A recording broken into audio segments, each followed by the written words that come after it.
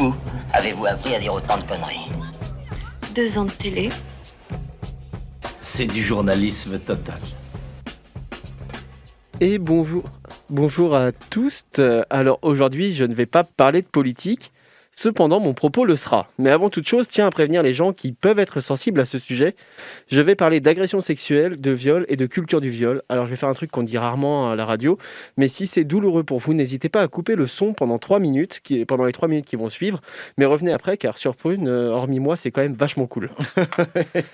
Alors ce sujet, ça fait des mois que j'essaie de l'aborder, mais que j'y arrive pas à écrire des chroniques dessus. Ayant été moi-même victime de viol, c'est à la fois difficile et important d'en parler. Et pour illustrer mes propos, je vais prendre une affaire actuellement en cours, l'affaire Harry Habitant. Alors, quels sont les faits? L'acteur, notamment de ce chef-d'œuvre du cinéma Qu'est-ce qu'on a fait au bon Dieu, a été mis en examen pour viol ce mardi 2 novembre, après avoir été mis en garde à vue ce dimanche. Une femme avec qui Harry Habitant entretient des relations a déposé une main courante ce week-end. Et tout ce que je vais dire sera maintenant au conditionnel, parce qu'il faut mettre les formes, et Prune n'a pas les moyens de se prendre un procès. Non. Oui, non, évite. Alors donc, au domicile du violeur présumé, ce dernier aurait fait plusieurs propositions de relations sexuelles non conventionnelles, pour reprendre les termes de la presse. Des propositions qui ont été refusées à plusieurs reprises.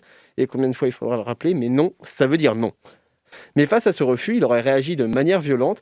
Et en plus des faits qu'elle a exposés, la victime aurait apporté des faits matériels incriminants, ce qui a provoqué de suite une perquisition au domicile de l'acteur, où il a été retrouvé des draps ensanglantés. Alors maintenant que ces faits sont exposés, écoutons un extrait des réactions que ça a provoqué dans le talk-show le plus regardé de France.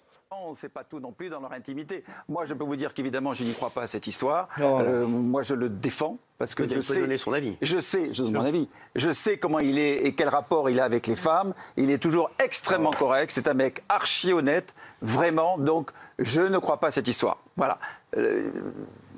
Rencontre d'un soir, viol le lendemain, je sais pas. Je n'y crois pas. Voilà, je n'y crois pas. C'est vrai que j'ai des copines qui l'ont rencontré en soirée. Il a toujours été adorable avec elle. Il a toujours été gentil avec ces filles-là. Il est correct. Donc, ouais, il est très correct. Extrêmement correct. Voilà. Évidemment, tout le monde est très choqué et personne n'y croit.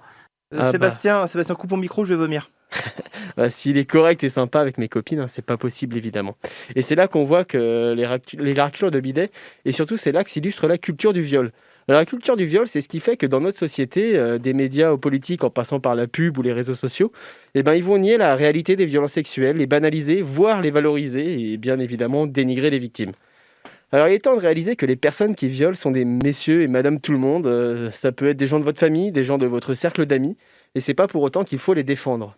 Vous savez, c'est pas facile de témoigner d'une agression sexuelle. On parle de libération de la parole, mais c'est déjà que c'est difficile de parler.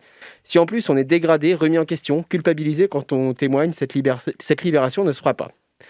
Alors que la seule réaction saine à avoir, c'est dire à une victime « je te crois ». C'est difficile d'en dire plus sur ce court laps de temps, mais du coup je vais finir par vous dire que si vous êtes victime de ces violences, il y a des associations en place pour vous aider, notamment l'AAVAS ou encore SOS Viol Femmes Information. Sur ces paroles, je vais m'arrêter là, sinon je vais empiéter sur le labo des savoirs. Prenez soin de vous et de vos proches. Faites tous attention déjà aux hommes, aux alliés des violeurs, à ceux qui propagent la culture du viol, aux politiques, aux médias et évidemment aux flics. Et moi, je vous dis à la semaine prochaine.